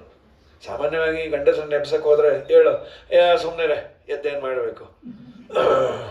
ಆಮೇಲೆ ಅವಳಂದು ನೀವು ಎದ್ದು ಹಾಲು ತಂದ್ರೇ ಕಾಫಿ ರೆಡಿ ಆಗೋದು, ಹೋಗಿ ತೊಗೊಂಬನ್ನಿ ಹಾಲು ಪ್ಯಾಕೆಟ್ ಮುಗಿಯೋದ್ರಲ್ಲಿ ಅಂಥೇಳಿ. ಇದು ನಿಮ್ಮ ದೈನಂದಿನ ಜೀವನ. ಇವಳು ಹೇಳೋದು ಭಗವಂತ ನೀನು ಎದ್ದೇಳು. ಯಾಕೆ? ನಿನ್ನ ಉದರದಲ್ಲಿ ಮಲಗಿರುವ ಎಲ್ಲ ಜೀವರಿಗೆ ನೀನು ದೇಹವನ್ನು ಕೊಟ್ಟು ಸಾಧನೆಯನ್ನು ಮಾಡಿಸಬೇಕು. ಅವರು ಸಾಧನೆ ಮಾಡಿ ಮುಂದೇನು ಆಗಬೇಕೇನೋ ಹೋಗಬೇಕೇನೋ ಅಂತ ದೇವರು. ಇಲ್ಲ ಅವರ ಪಾಲಿನ ಆನಂದವನ್ನು ಅವರು ಅನುಭವಿಸಬೇಕಾಗಿದೆ. ಆನಂದ ಅನುಭವಿಸೋದಕ್ಕೆ ನೀನು ಅವರಿಗೆ ದೇಹ ಕೊಡು. ದೇವರನ್ನ ನಾ ದೇಹ ಕೊಡೋದಕ್ಕೂ ಅವ್ರ ಪಾಲಿನ ಆನಂದ ಅವ್ರು ಅನುಭವಿಸೋದಕ್ಕೂ ಏನು ಸಂಬಂಧ? ಅದಕ್ಕೆ ಲಕ್ಷ್ಮೀದೇವಿ ಅಂತಾಳೆ, ಭಗವಂತ ಅವರ ಪಾಲಿನ ಆನಂದವನ್ನು ಅನುಭವಿಸಬೇಕಾದ್ರೆ ನೀ 2 ಅಡ್ಡವನ್ನು ಇಟ್ಟಿರಿ. ಒಂದು ಜೀವಾಚ್ಛಾದಕ, ಇನ್ನೊಂದು ಪರಮಾಚ್ಛಾದಕ. ಅದೆರಡೂ ಪಕ್ಕಕ್ಕೆ ಸರಿಬೇಕು. ಅದು ಪಕ್ಕಕ್ಕೆ ಸರಿಬೇಕು ಅಂದರೆ ಸಾಧನೆ ಮಾಡಬೇಕು. ಸಾಧನೆ ಮಾಡಬೇಕಾದ್ರೆ ಒಂದು ಸಾಧನ ಬೇಕು. ಸಾಧನ ಶರೀರವಿದು ನೀದಯದಿ ಕೊಟ್ಟದ್ದು ಸಾಧಾರಣವೂ ಅಲ್ಲ ಅಂತ ಜಗನ್ನಾಥದಾಸರಂದಂತೆ ಶರೀರ ಬೇಕು. ಅಲ್ಲ, ಅವ್ರಿಗೆ ನಾನು ದೇಹ ಏನೋ ಕೊಡ್ತೀನಿ, ಸಾಧನೆ ಏನೇನೆಲ್ಲ ಮಾಡ್ತಾರೆ, ಅವ್ರಿಗೆ ಆನಂದವೇ ಇಲ್ಲ ಅಂದರೆ ಏನು ಮಾಡ್ತೀವಿ? ಖಾಲಿ ಡಬ್ಬ ಆದರೆ ಇಲ್ಲ ಅವ್ರಿಗೆಲ್ಲ ಆನಂದ ಇದೆ ಜೀವರಿಗೆ. ನಿಂಗೆ ಹೇಗೆ ಗೊತ್ತು ಅಂತ? ಅವರೆಲ್ಲರೂ ನಿನ್ನ ಪ್ರತಿಬಿಂಬರು. ಬಿಂಬನಾದ ನಿನ್ನಲ್ಲಿ ಆನಂದ ಇದೆ ಅಂದಮೇಲೆ ಪ್ರತಿಬಿಂಬನಾದ ಅವರಲ್ಲೂ ಆನಂದ ಇರಲೇಬೇಕು. ನಿನ್ನಷ್ಟು ಅಲ್ಲದೆ ಇದ್ದರೂ ಯಥಾಯೋಗ್ಯವಾಗಿ ಅವ್ರಿಗೆಲ್ಲ ಇರುತ್ತೆ. ದಯಮಾಡಿ ನೀನು ಹೇಳು ಅಂತ ಲಕ್ಷ್ಮೀದೇವಿ ಎಬ್ಸೋದಂತೆ ದೇವರನ್ನ. ನಮಗೆ ಈ ಶರೀರ ಕೊಟ್ಟಿದ್ದೇನು ಪುಕ್ಕಟ್ಟೆ ಬಂತು ಅನ್ನಬೇಡ, ನಮ್ಮ ತಾಯಿ ಜಗದಂಬೆಯಿಂದ ಬಂತು ಅಂತ ಶಾಸ್ತ್ರ. ಹೊಸ ಕಣ್ಣು ಹಚ್ಚಲಿಬೇಕು ಜಗದಂಬೆಯನಗೆ, ವಸುದೇವ ಸುತನ ಕಂಬುದಕ್ಕೆ. ಘಸಣಿಯಾಗಿದೆ ಭವ ವಿಷಯಾವಾರಿಧಿಯಲ್ಲಿ, ಶಶಿಮುಖಿಯರಸಿಯೇ ಕಾಯೇ. ಹೊಸ ಕಣ್ಣು ಹಚ್ಚಲಿಬೇಕು. ಅಮ್ಮ ನೀನು ನನಗೆ ಹೊಸ ಕಣ್ಣು ಕೊಡು. ಯಾಕೆ? ಸಂಸಾರದಲ್ಲಿ ನಾನು ಬಹಳ ಕಷ್ಟಪಟ್ಟೇನೆ. ನೀನು ಈ ಸಂಸಾರದ ಸಾಗರದಲ್ಲಿಟ್ಟು ನೋಡೋದು ಉಚಿತವ ಅಂತ ಪ್ರಾರ್ಥನೆ ಮಾಡ್ತಾರೆ. ಅಂತೂ ಅವ್ಯಕ್ತ ತತ್ವಕ್ಕೆ ನಿಯಾಮಕಳು ಲಕ್ಷ್ಮೀದೇವಿ. ಅವಳೇ ಈ ಜಗತ್ತಿಗೆ ಕಾರಣ. ಬ್ರಹ್ಮಾಂಡ ಸೃಷ್ಟಿಗೆ ಮೂಲ ಕಾರಣ ಅವ್ಯಕ್ತ ತತ್ವ ಅಂತ. ಅದು ನಿತ್ಯವಾಗಿದೆ. ಸದಾತ್ಮಕಂ. ಸತ್ ಅಂದರೆ ಕಾರ್ಯ, ಅಸತ್ ಅಂದರೆ ಕಾರಣ. ಕಾರಣ ರೂಪವಾಗಿದೆ ಅದು. ಅಂದರೆ ಕಾರ್ಯವನ್ನು ನಾವು ನೋಡ್ಬೋದು, ಪ್ರಕೃತಿಯನ್ನು ನಾವು ನೋಡಲಿಕ್ಕಾಗೋದಿಲ್ಲ. ಪ್ರಕೃತಿಯ ಪ್ರಾಡಕ್ಟನ್ನು ವಿ ಕ್ಯಾನ್ ಸಿ ಇಟ್. ಯಾವತ್ತೂ ಅಷ್ಟೇ. ಈಗ ಹಾಲು ಮೊಸರಾಗತ್ತೆ, ಮೊಸರನ್ನು ಟೇಸ್ಟ್ ಮಾಡ್ಬೋದು. ಹಾಲು ಮೊಸರಾಗಬೇಕಾದ್ರೆ ಅಲ್ಲಿ ಏನೇನು ಪ್ರೋಸೆಸ್ ಆಗತ್ತಲ್ಲ, ಅದು ನಮಗೇನು ಕಾಣುತ್ತೆ ನಮ್ಮ ತಲೆ? ಇಲ್ಲ ಮೈಕ್ರೋಸ್ಕೋಪ್ ಇಟ್ಕೊಂಡು ನೋಡ್ತಾ, ಅದು ಸೈನ್ಸ್ ಗೊತ್ತಿರಬೇಕು. ಅದು ಒಳ್ಳೆಯದೇ. ಆ ಆ್ಯಟಮು ಹೀಗಾಯಿತು, ಈ ಆ್ಯಟಮ್ ಹಾಗಾಯಿತು. ಇಲ್ಲಿ ತೋರಿಸ್ತಾರಲ್ಲ ಲೈಸಾಲ್, ನಿಮ್ಮ ಮನೆಯಲ್ಲಿ ಎಷ್ಟು ಕೀಟಾಣುಗಳು. ಅದು ನಮಗೆ ಕಾಣದೇ ಇರೋದೇ ಒಳ್ಳೆಯದು. ನೋಡ್ದಲ್ಲೆಲ್ಲ ಕೀಟಾಣು ಕಂಡ್ರೆ ಕಾಲಲ್ಲಿ ಇಟ್ಟು ಸಾಯೋದು. ನೇಕೆಡ್ ಡೇಗೆ ದೇವರು ಕೆಲವೆಲ್ಲ ಕಾಣದೇ ಇರುವಂತೆ ವ್ಯವಸ್ಥೆ ಮಾಡಿರೋದು ದೊಡ್ಡ ಭಾಗ್ಯ. ನಮಗೆ ತುಂಬ ಸೂಕ್ಷ್ಮ ದೃಷ್ಟಿ ಕೊಟ್ಟಿಲ್ಲ, ಎಕ್ಸ್ರೇ ಐ ಕೊಟ್ಟಿಲ್ಲ. ಇಲ್ಲಾಂದ್ರೆ ಅಸಹ್ಯ ಏನ್ರಿ? ದೇಹ ನೋಡಿದ್ರೆ ಚೆನ್ನಾಗಿದೆ ಅಂತೆ, ಒಳಗೆ ರಕ್ತ ಮಾಂಸ ಇದೆ ಕಾಣಿಸ್ತಾ ಇದ್ರೆ ಅಸಹ್ಯ. ಊಟವೇ ಸೇರೋದಿಲ್ಲ. ಆಮೇಲೆ ಅಡ್ಜಸ್ಟ್ ಆಗಿರ್ತಿದ್ದೋ ಏನೋ. ದೇವರು ನಮಗೆ ಕೆಲವು ಕೊಡದೇ ಇರೋದೇ ನಮ್ಮ ಭಾಗ್ಯ. ಹಾಗೆ ಇಲ್ಲೆಲ್ಲ ನಮಗೆ ತುಂಬ ಸೂಕ್ಷ್ಮ ಜೀವಿಗಳು ಕಾಣಿಸಲ್ಲ, ಅದೊಂದು ಸೌಭಾಗ್ಯವೇ. ಪ್ರಕೃತದಲ್ಲಿ ಅವ್ಯಕ್ತ ತತ್ವ, ಅದು ಕಾರಣವಾದ ಕಾರ್ಯ ಕಾಣುತ್ತೆ, ಕಾರಣ ಅದು ಇನ್ವಿಸಿಬಲ್. ಅದು ಹಾಗಾಗಿ ಪ್ರಕೃತಿ ಇದಕ್ಕೆ ಜಗತ್ತಿಗೆ ಕಾರಣವಾದರೂ ಪ್ರಾಡಕ್ಟನ್ನು ನಾವು ನೋಡಿದ್ದೀವಿ, ರಾ ಮಟೀರಿಯಲ್ ಪ್ರಕೃತಿಯನ್ನು ನಾವು ನೋಡಿಲ್ಲ.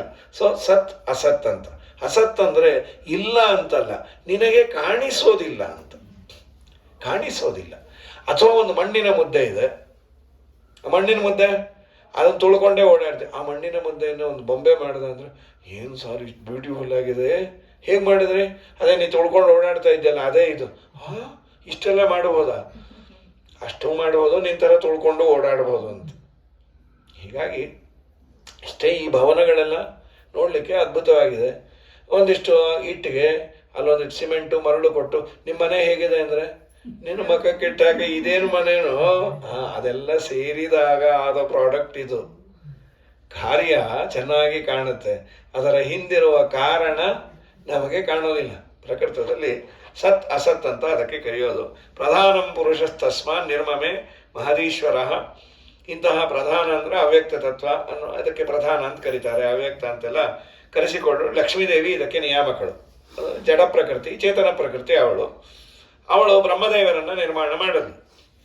ಆ ನಂತರದಲ್ಲಿ ಮಹತ್ತತ್ವ ಅಂತ ಕರೀತಾರೆ ಬ್ರಹ್ಮದೇವರ ದೇಹಕ್ಕೆ. ತಂವೈ ವಿದ್ಯೆ ಮಹಾರಾಜ ಬ್ರಹ್ಮಾಂಡಂ ಅಮಿತೋಜಸಂ ಷಷ್ಟಾರಂ. ಅವನೇ ಎಲ್ಲ ಲೋಕಗಳನ್ನು ಸೃಷ್ಟಿ ಮಾಡಿ ದೇವರೇ ಅವನಲ್ಲಿ ಪ್ರವೇಶ ಮಾಡ್ತಾನೆ. ಬ್ರಹ್ಮದೇವರ ಮುಖಾಂತರ ಅಹಂಕಾರ ತತ್ವ ಹುಟ್ಟಿತು. ಮಹಾರುದ್ರ ದೇವರು ಅದಕ್ಕೆ ನಿಯಾಮಕರು, ಅವರು ಹುಟ್ಟಿದ್ರು. ಅಹಂಕಾರದಿಂದ ಮತ್ತೆ ಅದು 3 ವಿಭಾಗ ಆಯಿತು. ವೈಕಾರಿಕ, ತೈಜಸ, ತಾಮಸ ಅಹಂಕಾರ. ತಾಮಸ ಅಹಂಕಾರದಿಂದ ಪಂಚಭೂತಗಳು ಹಾಗೂ ಪಂಚತನ್ಮಾತ್ರಗಳು ಅವೆಲ್ಲ ತುಂಬ ಅನಿವಾರ್ಯ. ಪೃಥ್ವಿ, ಅಪು, ತೇಜೋ, ವಾಯು, ಆಕಾಶ, ಇದು ಯಾವುದೂ ಇಲ್ಲ ಅಂದರೆ ಬದುಕು ಹೇಗೆ? ಇನ್ನು ಬದುಕಿಗೆ ತುಂಬ ಮುಖ್ಯವಾದದ್ದು ಶಬ್ದ, ಸ್ಪರ್ಶ, ರೂಪ, ರಸ, ಗಂಧ. ಕಿವಿಗೆ ಶಬ್ದ ಬೇಕು. ರಿಮೋಟ್ ಏರಿಯಾದಲ್ಲಿ ಒಂದು 100 ವರ್ಷ ಕೂಡಿಸ್ಬಿಟ್ರೆ ಯಾರು ಇನ್ನೊಬ್ರು ಮಾತಿಲ್ಲ, ಕಥೆ ಇಲ್ಲ, ನೋಡ್ಲಿಕ್ಕೆ ಇನ್ನೊಂದು ಏನೂ ಇಲ್ಲ, ತಿನ್ಲಿಕ್ಕೆ ಏನೂ ಇಲ್ಲ, ಇರ್ತಾರೆ ಅಲ್ಲಿ. ಅಥವಾ ಒಂದೇ ಥರದ ಐಟಮ್, ದಿನಾ ಅನ್ನ ಸಾರು ಅನ್ನ ಸಾರು ಅನ್ನ ಸಾರು. ಈ ಮಣಿಮಂತ್ರದ ಅದೇ ಕಷ್ಟ. ಈಗ ಅದನ್ನೆಲ್ಲ ಬಿಟ್ಬಿಟ್ಟು ಅದಕ್ಕೆ ಬೀದಿಗೆ ಇದಾಗಿಬಿಟ್ಟಿದೆ. ಪಾನಿಪುರಿ, ಗೋಲ್ಗೊಪ್ಪ, ಆ ಗುಪ್ಪ, ಈ ಗುಪ್ಪ, ಕತ್ತರಿಗುಪ್ಪ, 108 ಏನದು. ದಿನ ರುಚಿ ಬೇಕು, ದಿನ ಬೇರೆ ಬೇರೆ ಬೇಕು. ಶಬ್ದ, ಸ್ಪರ್ಶ, ರೂಪ, ರಸ, ಗಂಧ, ಪಂಚಭೂತಗಳಲ್ಲಿರುವ ತನ್ಮಾತ್ರಗಳು. ಅದಾದ ಮೇಲೆ ವೈಕಾರಿಕ ಅಹಂಕಾರದಿಂದ ದೇವತೆಗಳು ಹಾಗೂ ಮನಸ್ಸನ್ನು ನಿರ್ಮಾಣ ಮಾಡಿದರು. ತೈಜಸ ಅಹಂಕಾರದಿಂದ ಇಂದ್ರಿಯಗಳನ್ನು, ಪಂಚ ಜ್ಞಾನೇಂದ್ರಿಯ, ಪಂಚ ಕರ್ಮೇಂದ್ರಿಯಗಳನ್ನು ಭೂತವೇದಾಸ್ತು ಭೂತೇಭ್ಯ ಇತಿ ಸರ್ಗ ಸನಾತನಃ ವಿಸ್ತರ ವಯವಂಚೈವ ಯಥಾ ಪ್ರಜ್ಞಂ ಯಥಾಶ್ರುತಂ.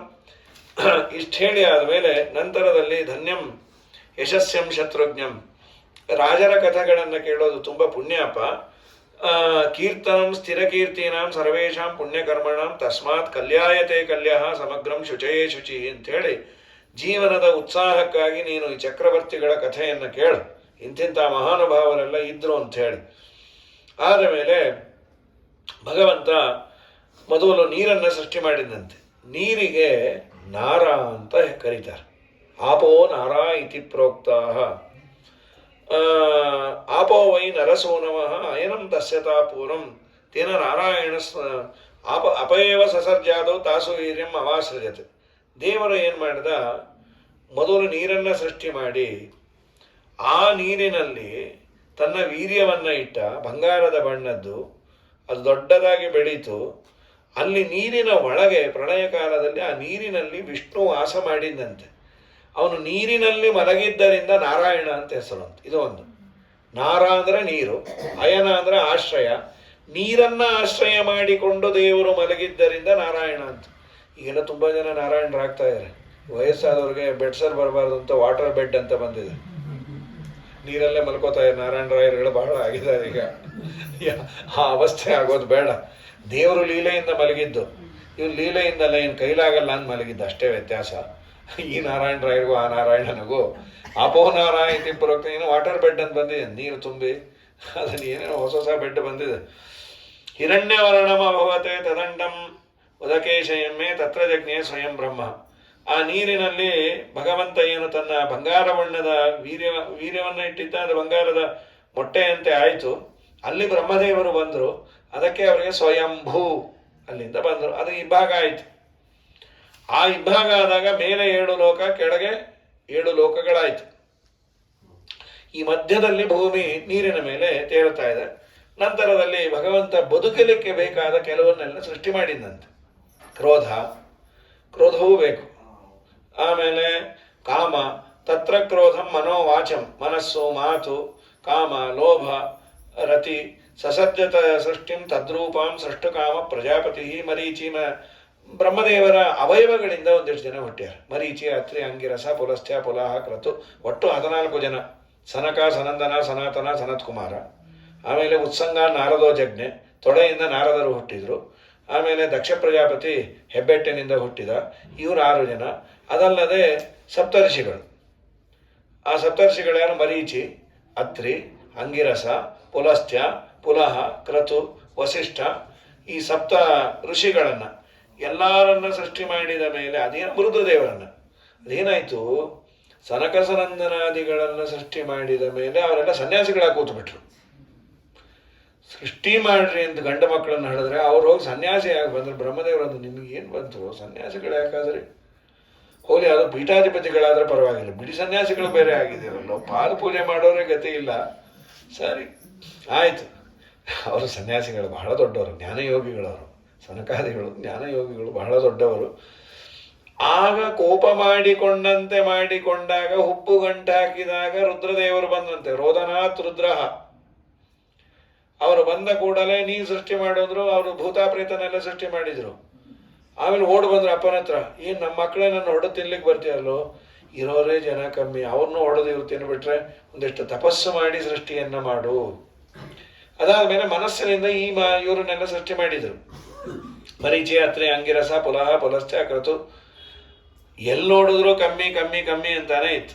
ಆಮೇಲೆ ಬ್ರಹ್ಮದೇವರು ತಮ್ಮ ದೇಹವನ್ನ ಇಬ್ಬಾಗವನ್ನ ಮಾಡಿಕೊಂಡು ನಂತರದಲ್ಲಿ ಆ ಒಂದು ಸ್ವಯಂಭೂಮನು, ಶತರೂಪಾದೇವಿ ಅಂತ ಇನ್ನು ಕೆಲವು ಇದನ್ನೆಲ್ಲ ಹೇಳ್ತಾರೆ. ಬ್ರಹ್ಮದೇವನಿಂದ ಸೃಷ್ಟವಾದದ್ದು ರುಚೋ ಯಜುಂಸಿ ಸಾಮಾನಿ ನಿರ್ಮಮೇ ಯಜ್ಞಸಿದ್ಧಯೇ, ಯಜ್ಞಯಾಗಾದಿಗಳಾಗಬೇಕು ಅಂತ ಋಗ್ವೇದ, ಯಜುರ್ವೇದ, ಸಾಮವೇದ ಸೃಷ್ಟಿ ಮಾಡಿದ್ರು ಅಂತಲ್ಲ, ಅವರ ಬಾಯಿಂದ ಬಂತು. ಯಾಕೆ ಅಂದರೆ ವೇದಕ್ಕೆ ಹುಟ್ಟಿಲ್ಲ. ಇದೆಲ್ಲ ಪ್ರಶ್ನೆ ಮಾಡಿಕೊಂಡೇ ಯಾರು ವಿಷ್ಣು ತತ್ವ ನಿರ್ಣಯದಲ್ಲಿ. ಋಗ್ವೇದ ಹುಟ್ಟಿತು ಅಂತಾರಲ್ಲ, ಹುಟ್ಟಿದ್ದಲ್ಲಪ್ಪ, ಅಭಿವ್ಯಕ್ತ ಆಯಿತು ಇದ್ದದ್ದೇ ಅಂತ. ಆಮೇಲೆ ಮುಖಾನ್ ದೇವಾನ ಜಯಿತೆ, ಅವರ ಮುಖದಿಂದ ದೇವತೆಗಳನ್ನು, ಪಿತೃದೇವತೆಗಳನ್ನು, ವಕ್ಷಸ್ಥಳದಿಂದ ಪ್ರಜನಾಚ್ಯ ಜನನೇಂದ್ರಿಯದಿಂದ ಮನುಷ್ಯರನ್ನ, ಜಗನ ನಿರ್ಮಮೆ ಸುರನ್ನ, ಸಾಧ್ಯಾನ್ ಸ್ಥೈಹಿ ಅಜಯದ್ದೇವಾನ್ ಇತ್ಯೇವಂ ಅನುಶುಶ್ರಮಃ.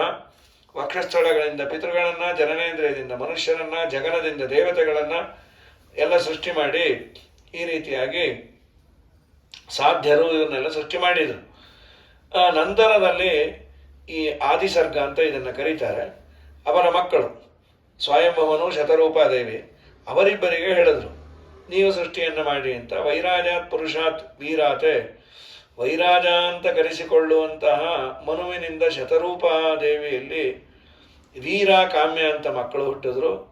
ಅವರಲ್ಲಿ ಪ್ರಿಯವ್ರತ, ಉತ್ಥಾನಪದ. ಇದೊಂದು ಭಾಗವತದಲ್ಲಿ ಸ್ವಯಂಭು ಮನು ಶತರೂಪಾದೇವಿಯಿಂದಲೇ ಡೈರೆಕ್ಟ್ ಹುಟ್ಟಿದ್ರು ಅಂತ. ಇಲ್ಲಿ ವೀರ, ಕಾಮ್ಯ, ಪ್ರಾಯ ಅವ್ರಿಗೆ ಇನ್ನೊಂದು ಹೆಸರಿತ್ತೋ ಏನೋ, ಅದೊಂದು ಮಾತಿದೆ. ಪ್ರಿಯವ್ರತೋ ಉತ್ಥಾನಪಾದೋ ವೀರವು ಕಾಮ್ಯ ವ್ಯಜಾಯತ.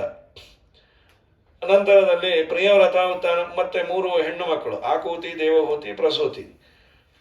ಈ ಉತ್ಥಾನಪಾದನಿಗೆ 2 ಹೆಂಡತಿಯರು, ಸುರುಚಿ, ಸುನೀತಿ. ಇಲ್ಲಿ ಸುನೀತಿ ಅಂತ ಹೇಳಿಲ್ಲ, ಸೂನೃತ ಅಂತ ಕರೆದಿದ್ದಾರೆ. ಸೂನೃತ ಅಂತ ಅವಳ ಹೆಸರು. ಅವಳಲ್ಲಿ ಮಕ್ಕಳಾದರು ಧ್ರುವಂಚ, ಕೀರ್ತಿಮಂತಂತ, ಧ್ರುವ, ಕೀರ್ತಿಮಂಚ. ಆಮೇಲೆ ಅಯಸ್ಮಂತ, ಅಯಸ್ಪತಿ ಅಂತ 4 ಮಕ್ಕಳು. ಧ್ರುವರಾಜರು 3000 ವರ್ಷ ತಪಸ್ಸು ಮಾಡಿದ್ರಂತೆ. ಭಾರಿ. ಭಾಗವತದಲ್ಲಿ ಕೇಳೋದು 6 ತಿಂಗಳು. ಈ 3000 ಎಲ್ಲಿ ಅಂದರು? 3000 ವರ್ಷ ತಪಸ್ಸು ಮಾಡಿದ್ದು ವಿಷ್ಣು ಪುರಾಣದಲ್ಲಿದೆ. ಅದು ಧ್ರುವರಾಜರಾದಾಗಲ್ಲ. ಧ್ರುವರಾಜರು ಹಿಂದಿನ ಜನ್ಮದಲ್ಲಿ ಒಬ್ಬ ಬಡ ಬ್ರಾಹ್ಮಣನ ಮನೆಯಲ್ಲಿ ಹುಟ್ಟಿದ್ರಂತೆ. ಅವ್ರಿಗೊಬ್ಬ ರಾಜಕುಮಾರನ ಸ್ನೇಹ ಇತ್ತು. ದಿನ ಆಟಕ್ಕೆ ಹೋಗೋರು ಅರಮನೆಗೆ. ಏನು ರಾಜಕುಮಾರನ್ ಕೇಳಬೇಕಾ ವೈಭವ, ಅದನ್ನೆಲ್ಲ ನೋಡಿ ಅನ್ಕೊಂಬೋರು, ನಾನು ರಾಜ ಆಗಿದ್ರೆ ಚೆನ್ನಾಗಿರೋದು ಅಂತ. ಆಮೇಲೆ ಪಾಪ ಅನ್ಸೋದು, ಅಯ್ಯೋ ನಮ್ಮ ಅಪ್ಪ ಅಮ್ಮಂಗೆ ಏನಿಲ್ಲ, ಅವ್ರು ನೋಡ್ಕೊಂಬೋಣ ಅಷ್ಟೇ. ಯಾರ್ಯಾರು ಏನು ಕೇಳ್ಕೊಂಬಂದಿರ್ತಾರೆ. ಮನೇಲಿ ಬಂದ್ರೆ ಹೇಗಾಡ್ತಾ ಇರಲಿಲ್ಲ. ಈ ಕೆಲವರು ಎಲ್ಲೋ ಹೋಗ್ಬಂದು ಬೈತಾ ಇರ್ತಾರೆ, ಏನು ನೀವು ಅಲ್ಲಿ ಮನೇನೇ ಕಟ್ಟಲಿಲ್ಲ ಸದಾಶಿವನಗರದಲ್ಲಿ ಅಂತ.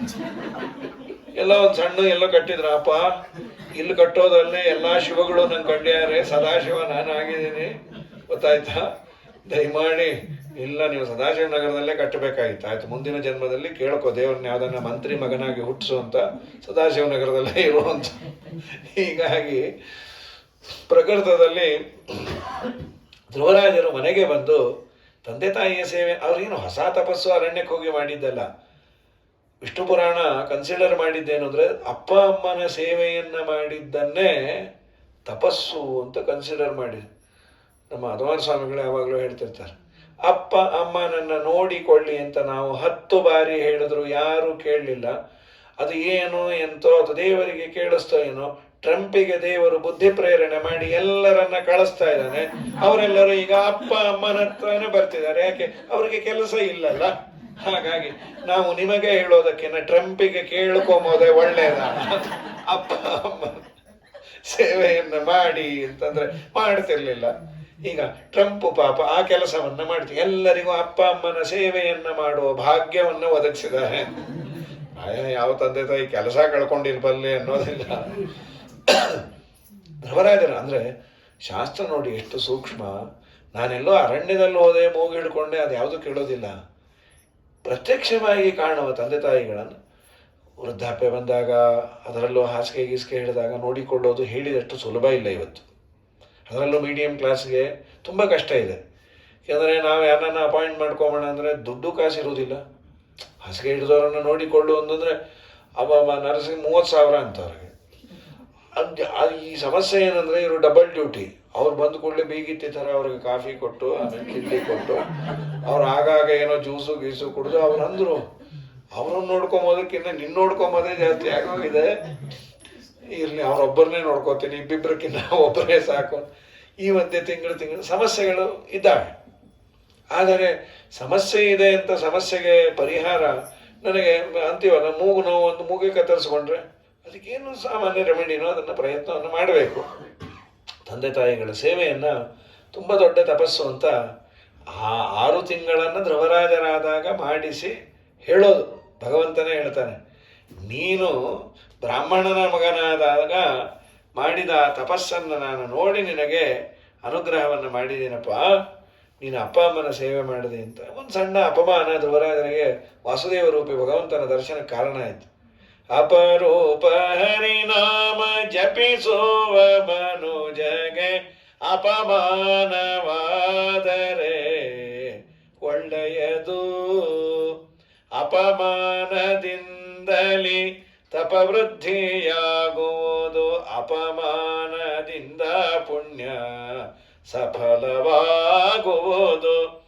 ಅಪಮಾನದಿಂದಲೇ ನೃಪಧ್ರುವರಾಯಗೆ ಕಪಟ ನಾಟಕ ಕೃಷ್ಣ ಅಪರೋಕ್ಷವಾದನು.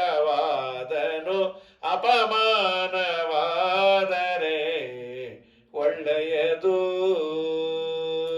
ಮುಂದೆ ಧ್ರುವರಾಜನ ಹೆಂಡತಿ ಹೆಸರು ಶಂಭು ಅಂತ ಇಲ್ಲಿ ಹೇಳಿದ್ದಾರೆ. 2 ಮಕ್ಕಳು, ಶಿಷ್ಟಿ ಭವ್ಯ ಅಂತ. ಶಿಷ್ಟಿಯ ಹೆಂಡತಿ ಹೆಸರು ಸುಚ್ಛಾಯ. ಅವರಿಗೆ 5 ಮಕ್ಕಳು, ರಿಪು, ರಿಪುಂಜಯ, ವೃತ್ತ, ವೃಕಲ, ವೃಕತೇಜ ಅಂತ. ಇದಾದ ಮೇಲೆ ರಿಪುವಿನ ಹೆಂಡತಿ ಹೆಸರು ಬೃಹತಿ ಅಂತ. ಅವನ ಮಗ ಚಾಕ್ಷುಷ. ಚಾಕ್ಷುಷನಿಗೆ ಪುಷ್ಕರಣಿ ಅಂತ ಹೆಂಡತಿ. ಅವಳಲ್ಲಿ ಮನು ಮತ್ತೆ ಅವನ ಮಗನಾದ. ಮನುವಿನ ಹೆಂಡತಿ ಹೆಸರು ನಡ್ವಲ ಅಂತ. ಅವಳಿಗೆ 10 ಜನ ಮಕ್ಕಳು, ಉರು, ಪುರು, ಶತದ್ಯುಮ್ನ, ತಪಸ್ವಿ, ಸತ್ಯವಿತೆ, ಕವಿ, ಆಮೇಲೆ ಅಗ್ನಿಷ್ಠ, ಅತಿರಾತ್ರ, ಸುದ್ಯುಮ್ನ ಅಂತ ಹೇಳಿ ಅಭಿದ್ಯುಮ್ನಶ್ಚ ದಶಮಃ, ಅಭಿದ್ಯುಮ್ನ ಅಂತ 10 ಮಕ್ಕಳಾಗಿದ್ದಾರೆ. ಅದರಲ್ಲಿ ಊರು ಅನ್ನೋನಲ್ಲಿ ಅಂಗ ಅಂತ ಹುಟ್ಟಿದ. ಅಂಗನ ಮಗನೇ ವೇನ. ಅಂಗನ ಹೆಂಡತಿ ಹೆಸರು ಸುನೀತ ಅಂತ. ಅಂಗ ಸುನೀತಾಪತ್ಯಂಬೈ ವೇನಮೇಕಂ ಅಜಾಯತ ಅಪಚಾರೇಣ ವೇನಸ್ಯ. ಆ ವೇನ ಮಾಡಿದ ಕೆಟ್ಟ ಅಪಚಾರದಿಂದ ಋಷಿಗಳೆಲ್ಲ ಕೋಪಗೊಂಡಿದ್ದರಿಂದ ಅವನು ಸತ್ತೋದ. ಅವನ ಬಲಗೈಯನ್ನು ಮಥನ ಮಾಡಿದಾಗ ಬಂದವನೇ ಪೃಥು ಅಂತ ದೇವರ ಸನ್ನಿಧಾನ ಇರುವಂತಹ ವ್ಯಕ್ತಿ. ಪೃಥುವಿನ ಉಪಾಖ್ಯಾನವನ್ನು ಹೇಳ್ತಾರೆ. ತಮ್ ದೃಷ್ಟ ಋಷಯ ಪ್ರಾಹು ಏಷವೋ ವೃತ್ತಿದ ಪ್ರಜಾ ಕರಿಷ್ಯತಿ ಮಹಾತೇಜ. ಇವನು ಎಲ್ಲರಿಗೂ ಕೆಲಸವನ್ನು ಕೊಡ್ತಾನೆ. ಸಧನ್ವಿ ಕವಚಿ ಜಾತ ತೇಜಸ ನಿರ್ದಹನ್ನಿವ. ಪೃಥುವನ್ನು ನೋಡಿ ತುಂಬ ಆನಂದಪಟ್ಟರು. ಇವನು ನಮಗೆಲ್ಲ ವ್ಯವಸ್ಥೆಯನ್ನು ಮಾಡ್ತಾನಂತೆ. ಪೃಥೋ ಪೌತ್ರೌಚ ಧರ್ಮಜ್ಞ. ಪೃಥುವಿಗೆ 2 ಮಕ್ಕಳು, ಅಂತರ್ಧಿ, ವಾರಿ ಅಂತ. ಅಂತರ್ಧಿಯ ಹೆಂಡತಿ ಶಿಖಂಡಿನಿ ಅಂತ. ಅವನ ಮಗನ ಹೆಸರು ಹವಿರ್ದಾನ. ಹವಿರ್ದಾನನ ಮಗನೇ ಪ್ರಾಚೀನ ಬರಿಹಿ ಅಂತ. ಅವನ ಮಗ ಪ್ರಚೇತಸರು. ಈ ಪ್ರಾಚೀನ ಬರಿಹಿಗೆ ಪುರಂಜನೋಪಾಖ್ಯಾನ ಅಂತ ಭಾಗವತದಲ್ಲಿ ಹೇಳಿದ್ದು. ಈ ಪ್ರಾಚೀನ ಬರಿಹಿ ಅಂತ ಇವನಿಗೆ ಯಾಕೆ ಹೆಸರು ಬಂತು ಅಂದರೆ, ಪೂರ್ವ ದಿಕ್ಕನ್ನೆಲ್ಲ ದರ್ಭೆ ಇಟ್ಟು ತುಂಬಿಟ್ಟಿದ್ದಂತ. ಅಂದರೆ ಹೋಮ ಮಾಡೋದು, ಮಾರನೇ ದಿನ ಹೋಮ, ಅಲ್ಲಿ ಕ್ಲೀನ್ ಮಾಡೋಕ್ಕಾಗ್ತಿರ್ಲಿಲ್ಲ. ಮತ್ತೆ ಇಲ್ಲಿ ಅಲ್ಲಿ ದರ್ಬೆ. ಸೊ ಹೀಗೆ ದರ್ಬೆ ಇಟ್ಟು ಇಟ್ಟು ಇಟ್ಟು ಇಟ್ಟು ಪೂರ್ವ ದಿಕ್ಕು ಪೂರ್ಣ ತುಂಬಿಟ್ಟಿದ್ದ. ಬರಹಿಸ್ ಅಂದರೆ ದರ್ಬೆ, ಪ್ರಾಚೀನ ಅಂದರೆ ಪೂರ್ವ. ಇಡೀ ಪೂರ್ವ ದಿಕ್ಕನ್ನು ದರ್ಬೆಯಿಂದ ತುಂಬಿದ್ದಕ್ಕೆ ಅವನಿಗೆ ಹೆಸರು ಸಾರ್ಥಕ ಆಯಿತು ಅಂತ. ಪೂರ್ಣ ಸಾಮಾನು. ಈ ಸಾಮಾನ್ಯ ಕೆಲಸಕ್ಕೆ ಹೋಗುವಂಥವ್ರಿಗೆ ಪುರುಸೊತ್ತೇ ಇಲ್ಲದೆ ಇರೋನಿಗೆ ಮನೆಯವ್ರು ಹೊರಗಾದಾಗ ಹೀಗೆ ಆಗತ್ತೆ. ಅಡುಗೆ ಮಾಡ್ಕೋತಾನೆ, ತೊಳಿಲಿಕ್ಕೆ ಜಾಗ ಇರಲ್ಲ. ಮೊದಲನೇ ದಿನ ಅಲ್ಲಿ, ಎರಡನೇ ದಿನ ಇಲ್ಲಿ, ಮೂರನೇ ದಿನ ಇಲ್ಲಿ. ನೀರು ಹಾಕೊಂಡ್ಮೇಲೆ ಅವಳು ಒಳಗೆ ಬರ್ಬೇಕಾದ್ರೆ ಒಂದ ತೊಳ್ಕೊಂಡಾದ್ರೂ ಬರಬೇಕು, ಇಲ್ಲ ತೊಳ್ಕೊಂಡಾದ್ರೂ ಬರಬೇಕು ಪಾತ್ರೆಗಳನ್ನ.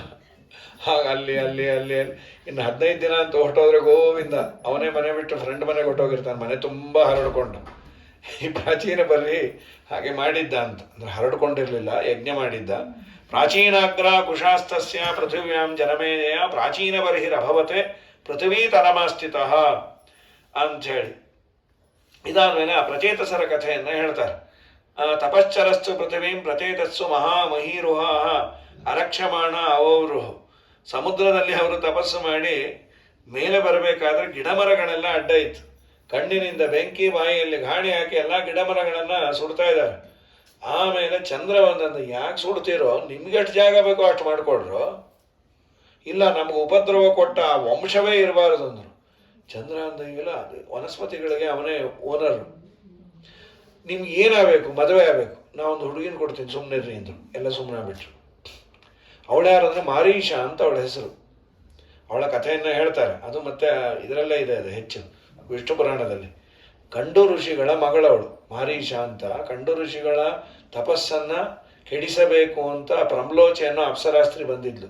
ಅವಳ ಜೊತೆ 806 ವರ್ಷ 6 ತಿಂಗಳು 6 ದಿವಸ ಇದ್ದು ಬಿಟ್ರು. ಬೆಳಗ್ಗೆಯಿಂದ ಸಂಜೆವರೆಗೂ ಇದ್ದಾಗಿತ್ತು ಅವ್ರಿಗೆ.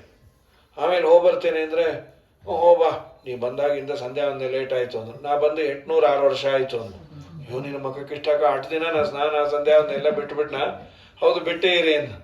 ಗರ್ಭಿಣಿ ಆಗಿದ್ಲು. ಆ ಗರ್ಭವನ್ನು ಎಲ್ಲಿ ಪರಲೋಕಕ್ಕೆ ತೊಗೊಂಡು ಹೋಗೋದು ಅಂತ ಗರ್ಭದಲ್ಲಿರೋ ಮಗುವನ್ನು ತೆಗೆದು ಒಂದು ಮರದ ಮೇಲೆ ಇಟ್ಟೊಟ್ಟೋದ್ಲು.